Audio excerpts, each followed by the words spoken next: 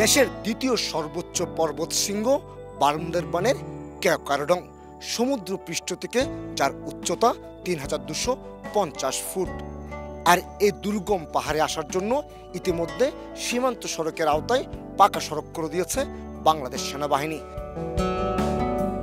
তারপরও সংঘাত এবং হানাহানির কারণে গত ৩ বছর ধরে একেবারে পর্যটক শূন্য এই কেওক্রাডং এবং তার আশপাশের এলাকা। আর এর ফলে পর্যটন সংশ্লিষ্ট শত শত পাহাড়ি বেকার হয়ে পড়েছে, বিপর্যস্ত হয়ে পড়েছে এখানকার জনজীবন। বিশেষ করে কেওক্রাডং এবং তার আশপাশে কয়েকশো কটেজ এখন একেবারে পরিত্যক্ত। বেকার অবস্থা রয়েছে ৩০০-র বেশি ট্যুর গাইড।